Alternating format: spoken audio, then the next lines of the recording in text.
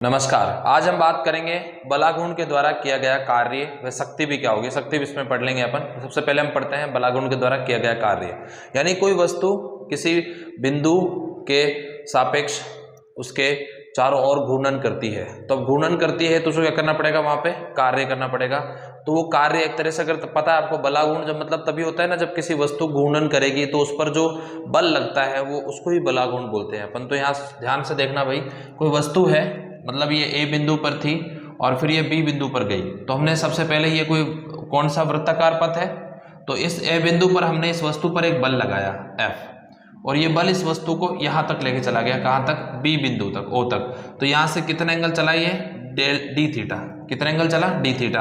और ये त्रिज्या क्या होगी इसकी, R, और यहाँ जो दूरी इसने तय की है, विस्थापन हुआ है, वो कितना हुआ है, DL हुआ है। ठीक है।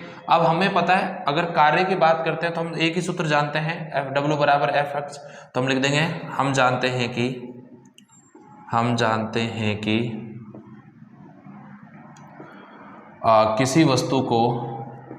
किसी वस्तु पर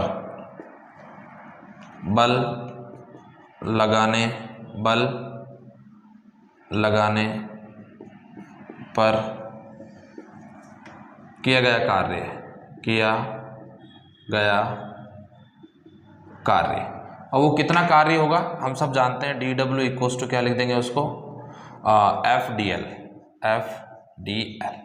ये हम सब जानते हैं। यहाँ पे L पे DL आ जाएगा, तो ये क्या एक्चुअल में बल गुणा विस्थापन, कार्य क्या होता है, बल गुणा विस्थापन। तो वो वाला सूत्र हमने यहाँ पे उपयोग में लिया है। अब हम ये कह सकते हैं कि भाई जो हमारा ये सूत्र, हमारा समीकरण एक हो गया। अब इस सूत्र से देखें, अपने पास इस त्रिज्या से देखें तो अपन बोल सकते हैं चित्र AOB से। अब चित्र AOB देखें तो ये तो हो गया चाप, इसको तो वो क्या बोल देंगे, चाप। और ये बिंदु यहाँ से आ रहा है, तो ये O बिंदु हो गया, ये त्रिज्या हो गई। ये क्या हो गई भाई, आपकी त्रिज्या हो गई। ठीक है। और ये इसके मध्य कोण हो गया डी थीटा।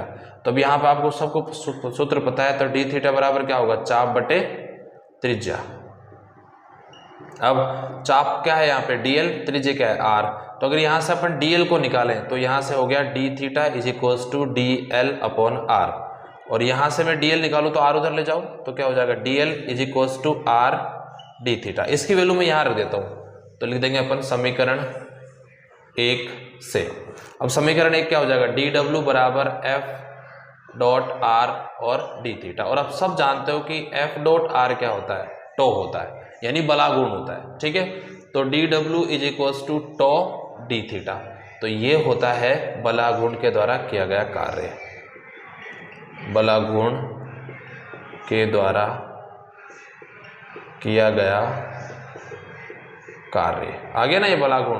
तो ये जो समीकरण बनी है आपकी, ये क्या है, बलागुण के द्वारा किया गया कार्य। अब मैंने कहा ना कि कार्य निकाल सकते हैं तो शक्ति भी निकाल सकते हैं। तो इसी समीकरण का दोनों तरफ dt से गुणा कर दो, मतलब भाग दे दो। तो अपन लिख देंगे दोनों तरफ dt से भाग देने पर तो क्या हो जाएगा, dw upon dt is equals to tau d theta upon dt। अब dw अपॉन dt क्या होता है, पावर। तो क्या हो जाएगा, p is equals to tau d theta upon dt। और डी थीटा अपॉन dt को भी अपन क्या बोल सकते हैं, ओमेगा बोल सकते हैं ना भाई। तो पर यहाँ से हमारा जो समीकरण है उसको ये बोल सकते हैं p is equals to tau omega.